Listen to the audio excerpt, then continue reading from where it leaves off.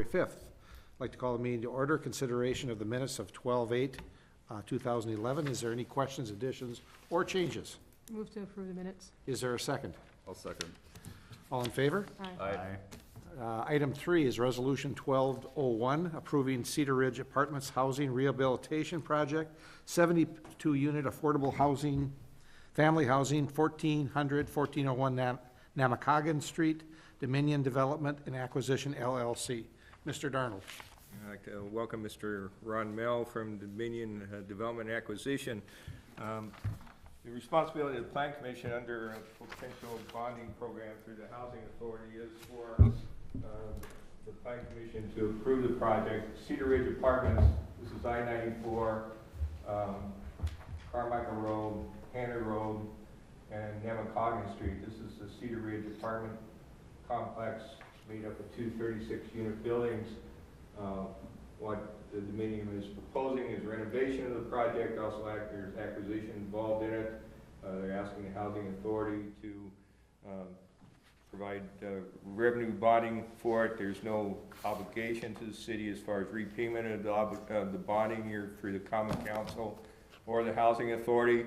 I'm much in favor of the project because this has provided affordable family housing in the city of Hudson and would continue to do so. So from that perspective, I'm recommending approval. Mr. Ron Mell is here today to answer any questions you may have. There's information in tonight. I forgot to send in your packets. There are 3 examples of similar projects in Minnesota communities that had a very similar size project, total cost project, and per unit renovation cost, just to show you that this project is well within the scope of similar projects that Dominion Development Acquisitions done in the state of Minnesota. So Ron, I don't know if you want to make any comments or respond to questions. If you want to go to the lectern, and we'd appreciate it. Again, from the Plan Commission, action tonight would be approval of this resolution, which approves the project. Does it have to go to City Council? Yeah, that will go to the council Monday night. Okay. And also Finance Committee Monday night. So. Okay. Thank you, Denny, members of the Planning Commission. My name is Ron Mell, I'm a senior developer with Dominion Development. Dominion's been in business for, well, they were started in '72, so almost 40 years. We have properties in 21 states right now, and we have over 21,000 units as well throughout those states. We do primarily focus on affordable housing. We have Section 8 housing, Section 42 housing, which is more of a workforce housing, which is what we're here to talk to you guys about tonight at Cedar Ridge. We also do market rate housing, and we have some historic tax credit projects that are going on right now, and some new construction. That's a little bit of our history. Denny did a great job of explaining what we're intending to do here. The property we acquired 15 years ago. We're selling it to a new partnership entity, and along with that doing some rehab on the project, which amounts to about $15,000 per unit, or a little over $1 million in total for rehab. What that consists of is we're going to be putting in new countertops, new cabinets, new flooring in the units that need them. We do that on turns where it's needed. So this will give us an opportunity to go in and do a little bit more than just what we do on turns. It also allows us to go in and do new appliances that have been kind of aging in place for some time. We are talking about doing a small clubhouse there as well. Some of the newer properties that are getting built have that, and just to stay competitive in the market, it's important to have exercise and party room and those sorts of available amenities for our affordable residents. So a lot of 3-bedroom, 2-bedroom units, so it is primarily families. We've got 2 playground areas on the property, and it's a brief summary of us and the project. Questions? Well, because this is an existing facility, that most of the renovations inside the building, there will be some minor renovations as far as outside, some sidewalks, but relatively minor. Yes. Overall. I mean, the essence of it is to do interior improvements to the building.